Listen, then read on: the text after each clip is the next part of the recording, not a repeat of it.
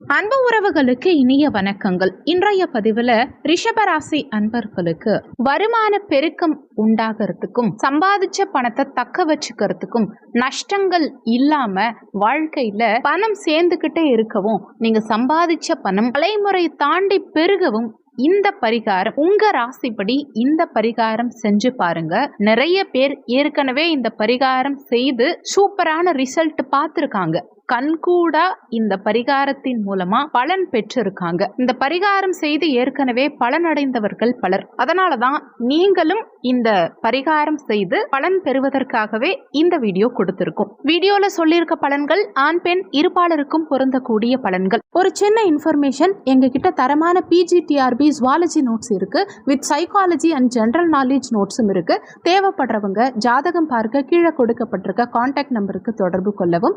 முக்கியமான விஷயம், MSc B.Ed zoology teachers மட்டும் கால் பண்ணுங்க, மற்ற டிபார்ட்மெண்ட் நோட்ஸ் எங்க கிட்ட இல்ல. ரிஷபராசி கிருத்திகை 2, 3, 4 பாதங்கள், ரோகிணி 1, 2, 3, 4 பாதங்கள், மிருகசிரிஷம் 1, 2 பாதத்தை உள்ளடக்கியது ரிஷபராசி. ரிஷபராசிக்கு அதிபதி சுக்கிர பகவான்.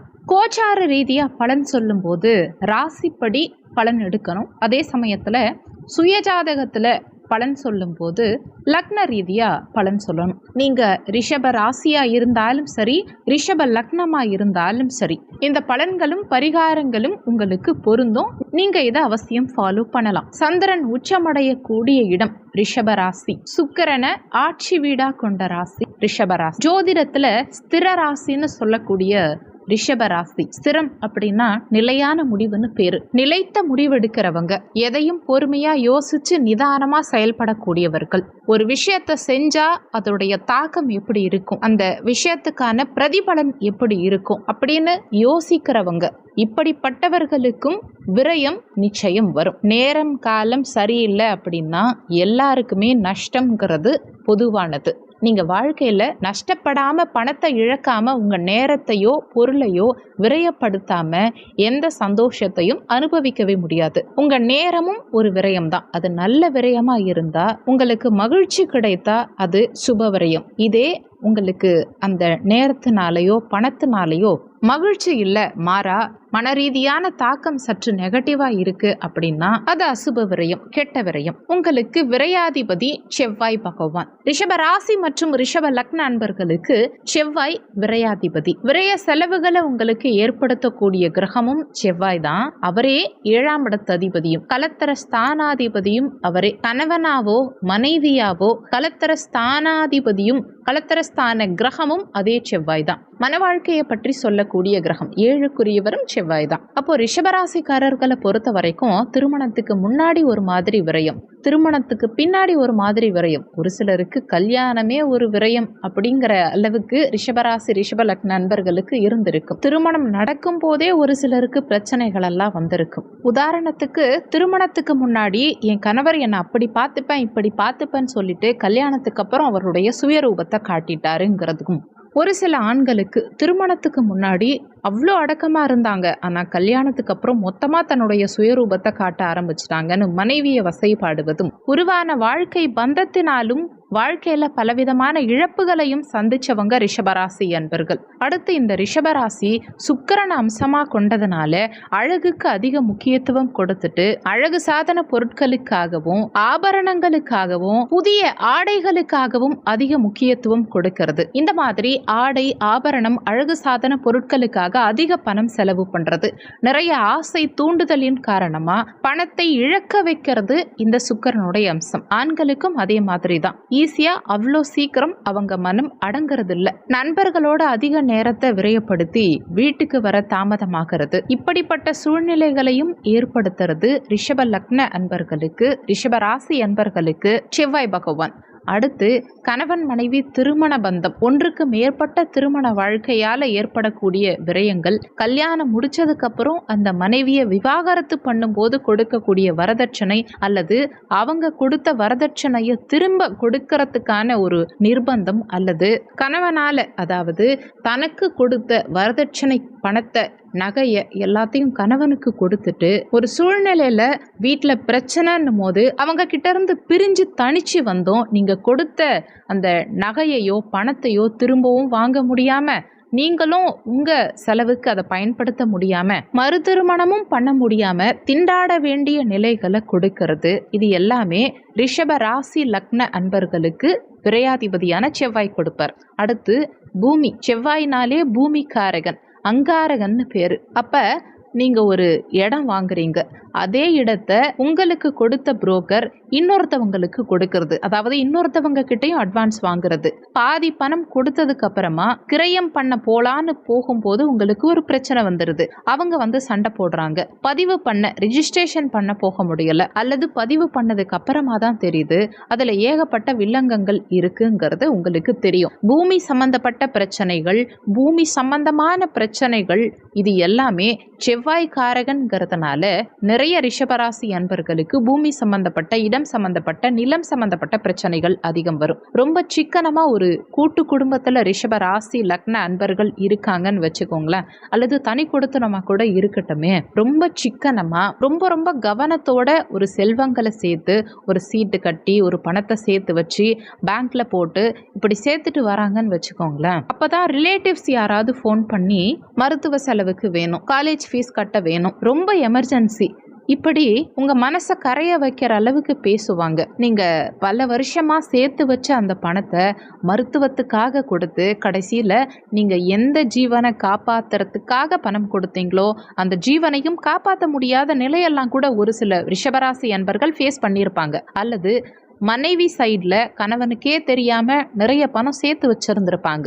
மனைவியுடைய சகோதரரோ தன்னுடைய குடும்ப உறுப்பினர்களோ தன்னுடைய ரத்த சம்பந்தமோ ஏதாவது ஒரு வழக்குல சிக்கும் போது கணவனுக்கே தெரியாம அவங்க கிட்ட பணத்தை கொடுத்து அந்த பணத்துக்கு வட்டி கட்டி கட்டி துன்பத்திலேயே வாழக்கூடியதும் இந்த ரிஷபராசி பெண்கள். இதுக்கு முக்கிய காரணம் செவ்வாய். அப்ப இந்த விரய பாவகத்து செவ்வாய் விரயங்களை மட்டும்தான் கொடுப்பாரான்னா நிச்சயம் கிடையாது.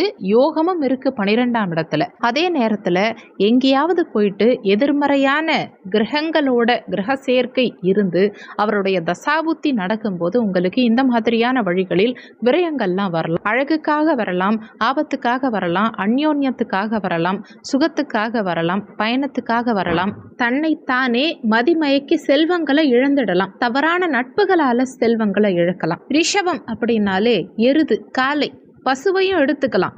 ஏன்னா பசுவும் தெய்வத்துக்கு சமமான ஒண்ணுதான். ஏன்னா உங்க ராசி அதிபதி சுக்கிரன், சந்திரன் உச்சம் பெறக்கூடிய வீடு, தாய்மையின் அம்சம் பசு. சுக்கிரன், மகாலட்சுமி, அனைத்து தெய்வங்களும் பசு கிட்ட இருக்கு. பசுவுக்கு நிறைய பேர் அகத்திக்கீரை கொடுக்கறாங்க, ஓகே. ஆனா எள்ளும் புண்ணாக்கும் பசுவுக்கு கொடுத்தா அவ்வளவு புண்ணியம். இதை நீங்க வெள்ளிக்கிழமை தினங்கள்ல கொடுத்துட்டு வாங்க, ரொம்ப சூப்பரான ரிசல்ட் இருக்கும். உப்பு வாங்குறோம் பாருங்க, அதை நிறைய பேர் சில்வர் பாத்திரத்துல வைப்பாங்க, அது தரித்திரத்தை உண்டாக்கும். உப்பு வாங்குறவங்க கண்ணாடி பாத்திரத்துல வைக்கலாம், கண்ணாடி பாட்டில்ல வைக்கலாம், அல்லது பீங்கான்ல வைக்கலாம். உப்பு ஜாடினே தனியா இருக்கு. இன்னமும் சிறப்பு, மண்பானையில் உப்பை சேகரித்து வைக்கிறது ரொம்ப விசேஷம். இதையெல்லாம் நீங்க ஃபாலோ பண்ணும்போது லக்ஷ்மி கடாட்சம் உண்டாகும். செல்வ விரயங்கள், எதிர்பாராத விரயங்கள், துரதிருஷ்டமான விரயங்கள் இவங்களுக்கு தவிர்க்கப்படும். அடுத்து நந்தி தேவரை வழிபாடு செய்யறது மூலமா, பிரதோஷ காலங்கள்ல நந்தீஸ்வரனை சென்று வழிபாடு செய்யறது மூலமா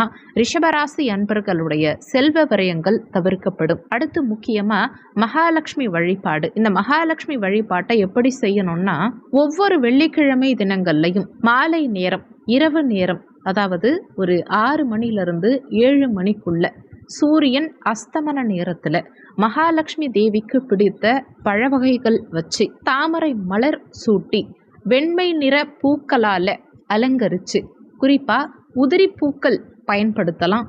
இன்னும் சிறப்பு, மல்லிகை மலர், முல்லை மலர், இந்த மாதிரி வெள்ளை நிற மலர்கள், வாசனை நிறைந்த மலர்களால மகாலட்சுமி அஷ்டோத்திர மந்திரங்களை சொல்லி அல்லது மகாலட்சுமியே நமகன்னு சொல்லி மகாலட்சுமி தேவிக்கு உதிரி பூக்களால வழிபாடு செய்யறது மூலமா சுக்கிர காரகத்துவம் வைக்கக்கூடிய மகாலட்சுமியுடைய அருள் கிடைத்து செல்வங்களை பெருக்க முடியும். அடுத்து தானியத்துல மொச்சை பயிர் சுக்கிரனுக்குரியது. இந்த தானியத்தை ரிஷபராசி அன்பர்கள் தர்மம் பண்றது மூலமா, தானம் பண்றது மூலமா முன்னேற்றம் காண முடியும். அந்த மொச்சை தானம் பண்றது கொஞ்சமா கொடுக்க கூடாது, கொஞ்சம் அதிகமா ஒரு 5 கிலோ 6 கிலோ இந்த மாதிரி அதிகமா வாங்கி முதியோர் இல்லத்துல, அது ஏன்னா இரத்த காரகன் செவ்வாய், அப்ப இரத்த உறவு சார்ந்த வகை, அதாவது இரத்த உறவுகளால கைவிடப்பட்ட முதியோர்கள் இருக்காங்க இல்லையா, சொந்த பந்தத்தால கைவிடப்பட்டவர்கள் அல்லது அனாதை இல்லங்கள், குழந்தைகள் காப்பகம், இப்படி இரத்த உறவுகளால கைவிடப்பட்டவர்களுக்கு